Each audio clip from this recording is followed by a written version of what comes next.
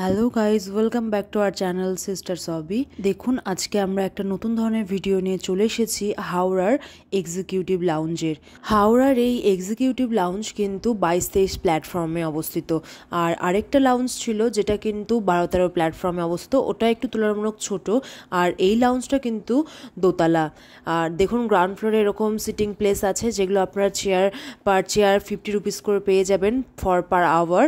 আর রুমগুলো কিন্তু কাপল রুম, এখানে কিন্তু ফ্যামিলি রুম নেই। কাপল রুমে কিন্তু হাজব্যান্ড ওয়াইফ এবং একটা ছোট বাচ্চা অ্যালাউ আছে, 7 থেকে 8 বছর পর্যন্ত লাস্ট। আর 8 বছর বা 9 বছরের বেশি হয়ে গেলে কিন্তু এক রুমে অ্যালাউ করবে না, সো তখন দুটো রুম নিতে হবে। আর আমরা ছিলাম টোটাল 4 জন, আমি, মা, বাবা, বোন। তার জন্য আমাদের দুটো রুম লেগেছিল, আমরা দুটো কাপল রুম নিয়েছিলাম। আর এই রুমের সাথে আপনারা পেয়ে যাবেন এসি, তারপরে ফ্যান, টেলিকম, ওয়াইফাই। ওয়াশরুমটাও বেশ বড় এবং এই রুমে কিন্তু খাটটা বেশ বড়, আর তার সাথে ছিল ওয়ার্ড্রপ, বসার জন্য একটা চেয়ার, বেডসাইড টেবিল এবং ছিল একটা এলইডি টিভি। আর রুমটা কিন্তু প্রচুর লাইট টাইট দিয়ে ডেকোরেট করা ছিল, 2 থেকে 3 জন থাকার মধ্যে একদম পারফেক্ট রুম। তারপরেই আপনাদের দেখিয়ে দিব আমাদের ওয়াশরুমটা। আর আমাদের দুটো রুমই কিন্তু ছিল গ্রাউন্ড ফ্লোরে। আমরা ফার্স্ট ফ্লোরের রুমগুলো দেখে এসেছিলাম, তবে ফার্স্ট ফ্লোরের রুমগুলো দুটো মুখোমুখি হচ্ছিল না, এই জন্যই কিন্তু আমরা গ্রাউন্ড ফ্লোরে দুটো রুম মুখোমুখি নিয়ে নিয়েছিলাম।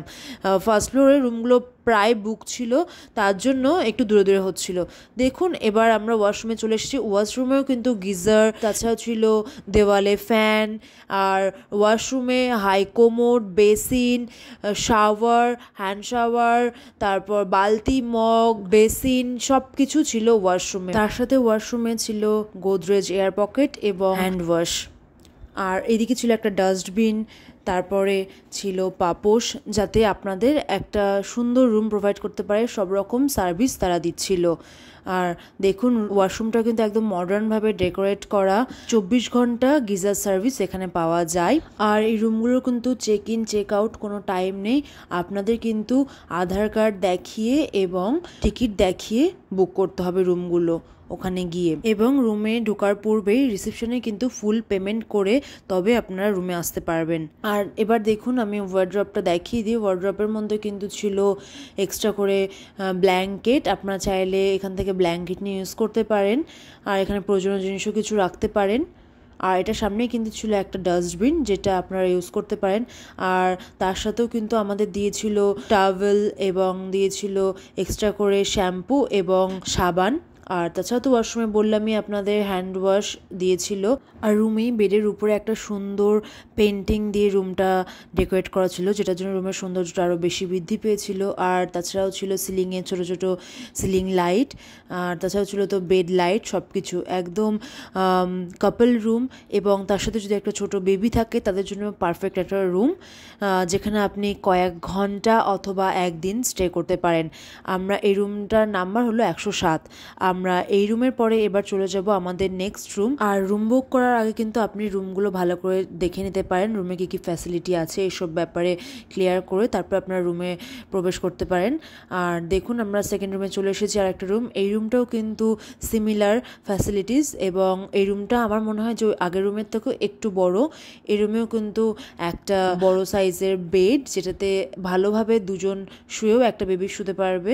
এবং তার সাথে দিয়েছিল শ্যাম্পু, সাবান, towel, telecom, chair, bedside table, AC, তার সাথে টিভি এবং ছিল ওয়াইফাই, সিলিংয়ে লাইট, ওয়ার্ড্রপ, তারপরে এক্সট্রা করে বেসিন, মিরর, তার সাথে ওয়াশরুমে এরকম ফ্যান, এক্সস্ট ফ্যান, গিজার, তাছাড়া টাওয়েল রাখার জন্য জায়গা, শাওয়ার, সব কিছু ছিল ওয়াশরুমেও।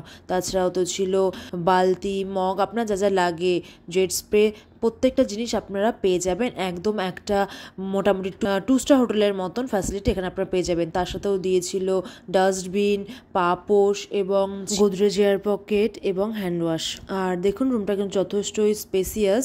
এইরকম একটা সুন্দর রুমের ফেয়ার কত হতে পারে সবাই ভাবছেন নিশ্চয়ই। এবার আসি এই রুম ফেয়ার। এই রুম ফেয়ার কিন্তু 24 ঘন্টার জন্য বুক করলে 3000 পার রুম।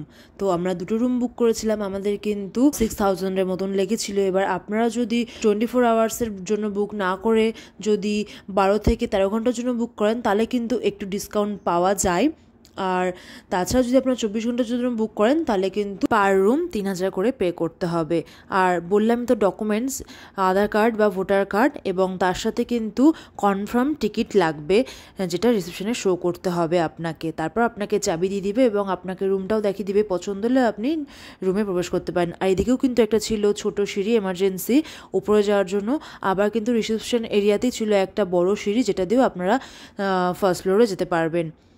দেখে নিন আমাদের দুটো রুমে একদম সামনাসামনি এতগুলো লাগেজ রেখেও যথেষ্টই রুমে স্পেস আছে, একদম দুজনের জন্য পারফেক্ট, দুজন দুজন করে। আর এখানে কিন্তু সন্ধ্যায় আপনারা স্ন্যাক্স, ব্রেকফাস্ট মর্নিংয়ে এবং রাতে কিন্তু ডিনারও পেয়ে যাবেন, কারণ এখানে কিন্তু 2-3টে ফুড কোর্ট ছিল গ্রাউন্ড ফ্লোরের রিসেপশন এরিয়াতেই, যেখান থেকে আমরা কফি ট্রাই করেছিলাম, ব্ল্যাক কফি এবং ফিশ কাটলেট, এবং নিয়েছিলাম রেড ভেলভেট একটা পেস্ট্রি। প্রত্যেকটা ছিল মোটামুটি ভালো। আর এখান থেকে আমরা কিছু স্ন্যাক্স নিয়ে আমরা বাইরে চলে গিয়েছিলাম কলকাতাতে ঘুরতে। তারপর আমরা আবার রুমে চলে আসি। তারপর আমাদের নেক্সট ডেতে মর্নিংয়ে ছিল বন্দে ভারতের টিকিট। বন্দে ভারতে করে আমরা কোথায় গিয়েছিলাম আপনারা তো আগের ব্লগগুলোতে দেখতে পেয়ে গেছেন, আমি সেই ব্লগের লিঙ্কগুলো দিয়ে দিব যে আমরা নেক্সট ডেতে কোথায় গিয়েছিলাম এই হাওড়া থেকে। নেক্সট ট্রিপ আমাদের কোথায় ছিল সেই সমস্ত লিঙ্ক আমি ডিসক্রিপশন বক্সে এবং আই বাটনে দিয়ে দেবো, আপনারা চেক করে নেবেন। আর আমাদের এই রুমস ডিটেলস যদি আপনাদের ভালো লেগে থাকে তাহলে আমাদের চ্যানেলটা সাবস্ক্রাইব করে নেবেন এবং আপনাদের ফ্রেন্ডদের সাথে শেয়ার করে নেবেন এই ইনফরমেটিভ ভিডিওটা। স্ন্যাক্স নিয়ে আমরা কলকাতায় কোথায় কোথায় ঘুরলাম সেই ভিডিওগুলো কিন্তু আমার চ্যানেলে অলরেডি শেয়ার করা আছে। Thank you, by.